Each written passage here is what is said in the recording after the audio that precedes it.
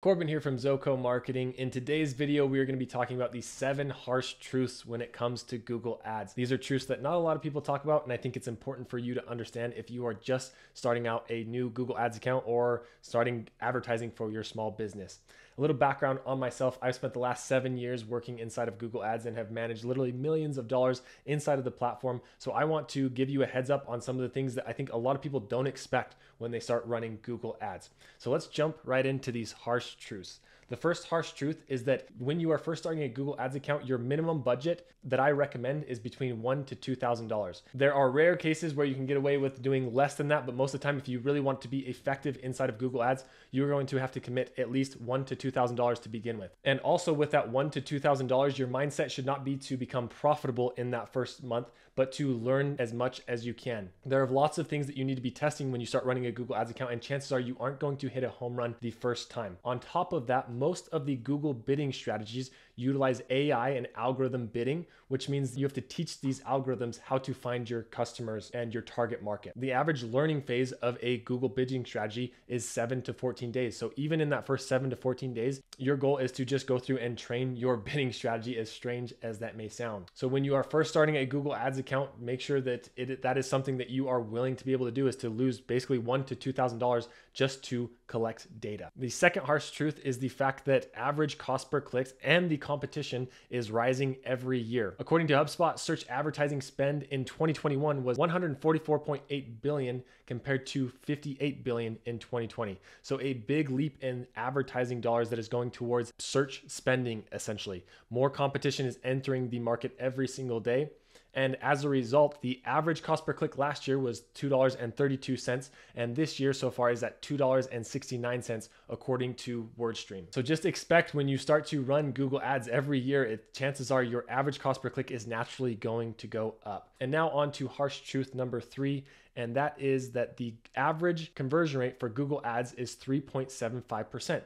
What that means is that if you get 100 clicks to your ad, 97 people will not either buy your product or fill out a form for your lead. That means only 3 of those people will actually go through and do the action that you want them to. And you are paying for all 100 of those clicks. So it can become very expensive. And going along with that, one of the things that a lot of advertisers don't think about is the experience after somebody clicks on your ad, AKA your landing page. Your landing page is what contributes to this conversion rate, and it's something that you need to be thinking about before you launch your campaign. Now, there are lots of different tools to improve your conversion rate and your landing pages, one of my favorite being Unbounce, but there are lots of other tools as well. Or if you're on an e-commerce store, there are lots of tools for Shopify or WooCommerce or whatever it may be. But one of the harsh truths is that running a Google Ads campaign is not just about the Google Ads itself. It's about what they see after they click on your ad as well that makes a full strategy successful.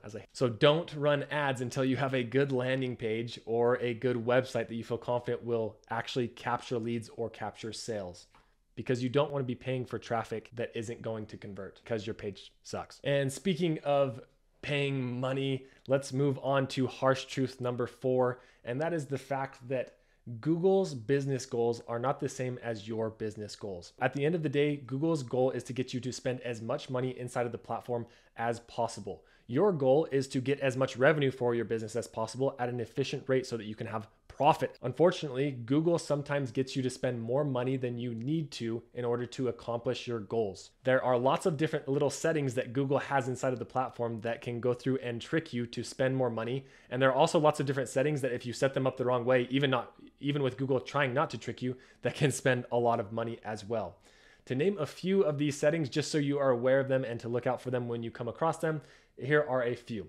The display network settings, the search partner network settings, the location settings, optimizing towards the wrong conversion actions when you're setting up conversion tracking, not setting up conversion tracking at all, choosing the wrong bidding strategy, choosing the wrong keyword match types, and blindly clicking the auto apply suggestions and the recommendations tabs inside of Google, which will basically just get you to sometimes raise your budget by hundreds and hundreds of percent. That's just a few to keep an eye on while you are going through and setting up your Google Ads campaigns.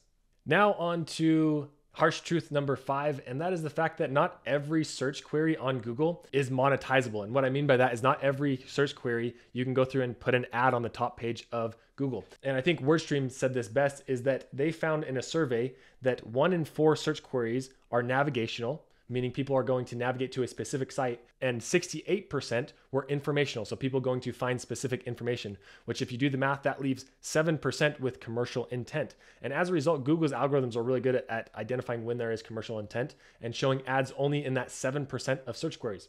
Now, I don't think this is going to be a big problem for a lot of people watching this video, because chances are your product or service has a lot of commercial intent, but it's something for you to keep in mind, is that you can't just buy your way to the top of the page on every single search query. And what I mean by that is, if we come over here to Google, how to make a tortilla, right? You'll notice here that there are no ads inside of here, because this is a very heavily informational post. Somebody's coming to look for a blog post to teach them how to make a tortilla or watch a video.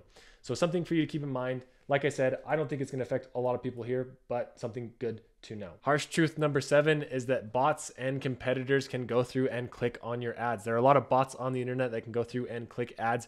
Google has made a lot of strides to get rid of this, but unfortunately some still creep through, and there are a lot of bad actors that can come through and click your ads as well. Once again, Google is making big strides to prevent this as much as possible, but still does not cover everything. I personally like to use a software called ClickCease to go through and prevent this from happening as much as possible and block specific IP addresses, especially if they're malicious and going through and clicking on my ads very often.